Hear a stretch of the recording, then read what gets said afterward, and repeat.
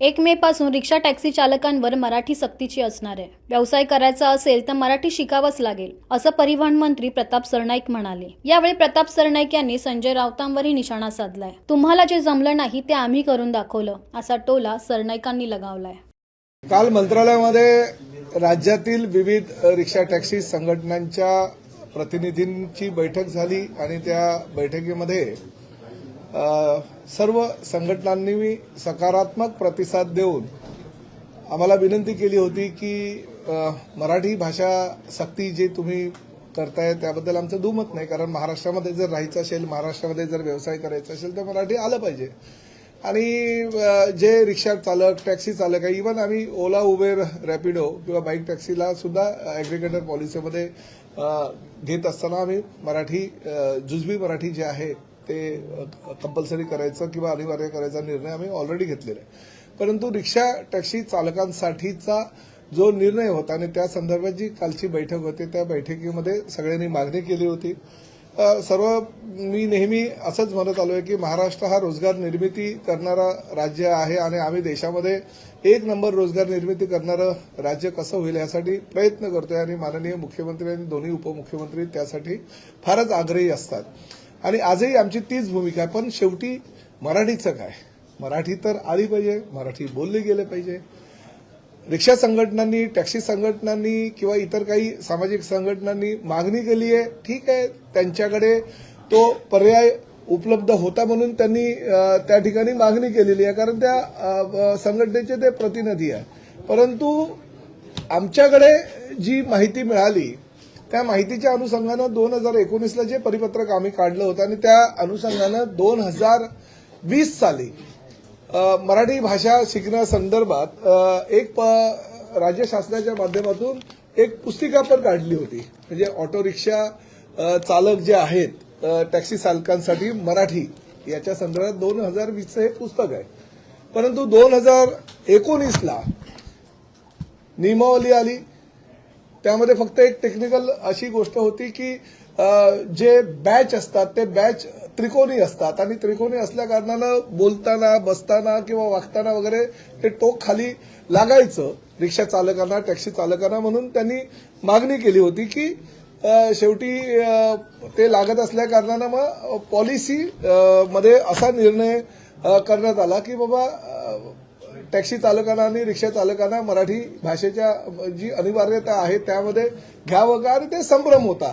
तो संभ्रम दूर करण्यासाठी आम्ही परवा सुद्धा परिवहन खात्याच्या वतीनं एक आम्ही परिपत्रक प्रसिद्ध केलं आणि होम डिपार्टमेंटकडे पाठवलं। त्यामुळे लोकांचा संभ्रम दूर होईल की टॅक्सी चालक, रिक्षा चालक हे मराठी बोलण्याचा त्यांच्यावर बंधन आहे, कारण आपली ती राजभाषा आणि राजभाषेचा आदर करणं प्रत्येकाचं कर्तव्य आहे आणि त्यानुसार आम्ही त्याच्यामध्ये बदल सुद्धा करतोय। त्या बदल करत असताना 1 ते 1.5 महिन्याचा त्याला कालावधी लागणार आहे। परंतु आज आम्ही बैठक घेतली, सगळे आमचे प्रमुख अधिकारी होते, राज्यातील सगळ्या 59 आरटीओंना आज मी निर्देश दिलेत की 1 मे पासून आमची जी मोहीम आहे ती आम्ही चालू ठेवणार आहोत आणि राज्यामध्ये ज्या ज्या ठिकाणी चुकीच्या पद्धतीनं काही रिक्षा चालत असतील, चुकीच्या पद्धतीने टॅक्सी चालत असतील, तर बेकायदेशीररित्या जर काही ते प्रवाशांना त्रास देत असतील किंवा बेकायदेशीररित्या नियमाचं उल्लंघन करत असतील, कारण 20 नियमावली आहे की 20 साधारणतः आमच्या कायद्यामध्ये तरतुदी आहे की त्या 20 कायद्याचं त्यांनी उल्लंघन केलं तर आम्ही त्यांचं लायसन्स सुद्धा रद्द करू शकतो, बॅच सुद्धा रद्द करू शकतो किंवा परमिट सुद्धा रद्द करू शकतो। परंतु ह्या सगळ्या कायदेशीर जी प्रक्रिया आहे ती प्रक्रिया पूर्ण करत असताना कालच्या संघटनांनी जी मागणी केली आहे मराठी भाषेसाठी आम्ही कारवाई करणार नाही, परंतु आमची मोहीम जी आहे ती आम्ही चालू ठेवणार। 1 मे ते 15 ऑगस्ट पूर्णपणे राज्यातील सर्व आरटीओ त्यांनी एक समिती निर्माण करायची आणि त्या समितीच्या माध्यमातून कुणाला कायद्याचं बंधन पाळत नाही आणि कोण कोण मराठी भाषा बोलत नाही, म्हणजे उदाहरणार्थ जर जायचं झालं तर आमचं मीरा भाईंदर उपप्रादेशिक परिवहन कार्यालयानं आम्हाला एक अहवाल आज दिलेला आहे। त्या अहवालामध्ये त्यांनी आम्हाला काय काय तपासणी केली, कशा पद्धतीनं तपासणी केली, तपासणी केल्यानंतर त्यांच्या निदर्शनास काय आलेलं आहे तर त्याची माहिती दिली आणि त्या माहितीच्या आधारे म्हणजे ही आम्ही मीरा भाईंदरला तपासणीची मोहीम चालू केली होती की आमचे सहकारी आमदार नरेंद्र मेहता यांनी एक पत्र दिलं होतं 2 फेब्रुवारी रोजी, 2 मार्च रोजी, आणि त्या पत्राच्या आधारे आम्ही ही चौकशी चालू केली. आणि ती जी चौकशी आहे त्या चौकशीमध्ये आमच्या वायू पथकाने तपासणी केलेल्या एकूण ऑटो रिक्षा होत्या 3443. तपासणी दरम्यान मराठी भाषेचे ज्ञान सिद्ध न करू शकणारे ऑटो रिक्षा चालक होते 565. आता कागदपत्राची वैधता संपुष्टात आलेल्या ई चलन प्रणालीद्वारे आम्ही दंड आकारणी केलेली, म्हणजे कारवाई आमची याच्यामध्ये चालूच होती आणि कारवाईमध्ये आम्ही जवळजवळ 87,000 रुपयाचा त्यांच्याकडनं दंड वसूल केलेला आहे. परंतु आता 1 मे ते 15 ऑगस्ट चुकीच्या पद्धतीनं कोणी जर गाड्या चालवत असतील, नियमाचा भंग करत असतील तर त्यांचं आम्ही कारवाई करणार. जर बेकायदेशीरित्या ते वाहतूक करत असतील, वाहतूक परिवहन सेवेच्या नियमाला बगल देऊन ते सर्वसामान्य जनतेला फसवत असतील, त्रास देत असतील तर त्यांचं लायसन्स रद्द करण्याचा अधिकार परिवहन विभागाला आहे आणि परिवहन विभाग ते लायसन्स रद्द करेल. फक्त काल ज्या आमच्या सगळ्या लोकांनी मागणी केलेली आहे की मराठी भाषेचा आम्हाला आदर आहे, मराठी भाषा आम्ही शिकायला तयार आहोत, तर त्यांना आम्ही असं सांगितलेलं आहे सगळ्या आरटीओंना की मराठी भाषा शिकण्याची जर कोणाची तयारी असेल तर तुम्ही शिकायला सुद्धा त्यांना आरटीओ कार्यालयामध्ये जागा उपलब्ध करून द्या, त्यांना शिकवा. काही पुस्तिका त्यांना हवी असेल तर ती पुस्तिका द्या. आणि प्रत्येक आरटीओने एक कमिटी तयार केली आणि त्या कमिटीच्या माध्यमातून ही 1 तारखेपासूनची जी मोहीम आहे ती मोहीम आमची पुढे चालू राहणार. नाही बघा, कायदेशीर कारवाई तर आम्ही करणारच. फक्त मराठीच्या मुद्द्यासाठी आमचे आरटीओचे अधिकारी त्यांना शिकवतील. 1 मे ते 15 ऑगस्ट पर्यंत आम्ही ही मोहीम करणार आहोत आणि त्या दरम्यान त्यांनी शिकायला हवं. जर त्यांना काही मुदतवाढ हवी असेल तर त्या संदर्भात आम्ही निर्णय घेऊ. परंतु ह्या दरम्यान आमचे आरटीओचे अधिकारी सुद्धा कोकण मराठी साहित्य परिषद आणि मुंबई मराठी साहित्य संघ या 2 संस्थेच्या माध्यमातून आम्ही शिकवणार.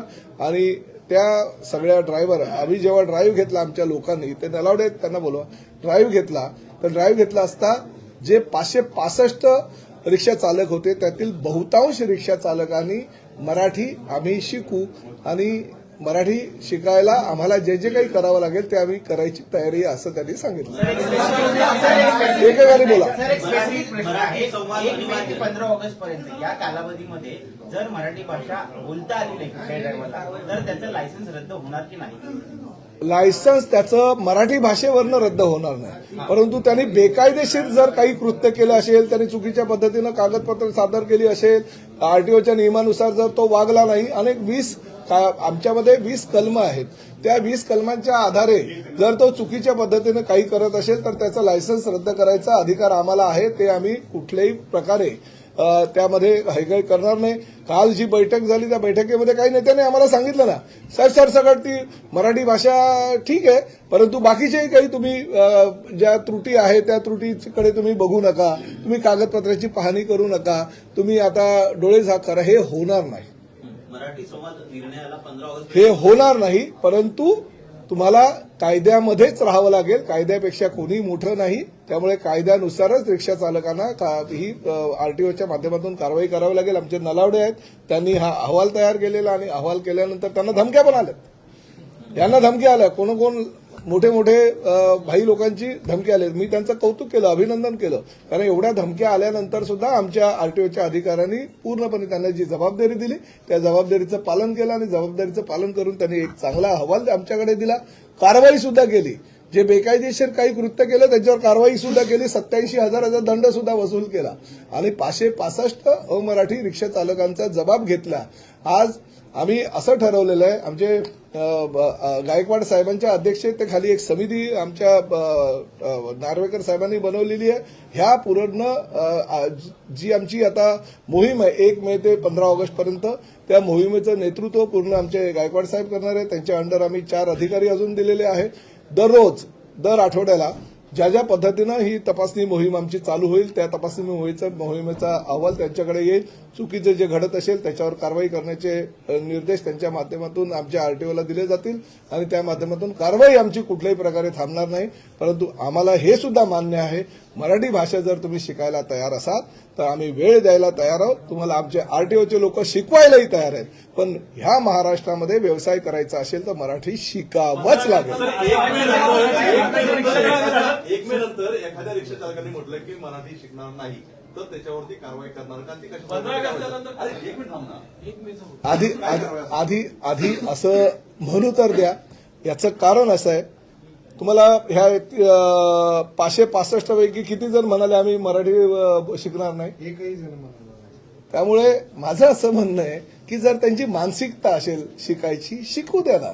म्हणजे आताच आम्ही हे ठरवलं की नाही ते बोलणारच नाही मराठी, तर हे पण योग्य नाही. शेवटी मी परिवहन खात्याचा मंत्री आहे. मंत्री म्हटल्यानंतर जर आमच्या अधिकारी ड्राईव्ह करत असतील आणि ड्राईव्ह केल्यानंतर जर त्यांना 565 लोकांनी सांगितलं असेल की नाही महाराष्ट्रात राहायचं असेल तर मराठी अनिवार्याची जी भूमिका, उलट आमच्या भूमिकेचं स्वागत केलं. किती लोकांनी स्वागत केलं? स्वागत केलंय. म्हणजे हे हिंदी भाषिक आहेत, त्यांनी स्वागत केलेलं आहे. जर त्यांनी स्वागत केलं असेल तर त्याला संधी देणं आमचं कर्तव्य आहे.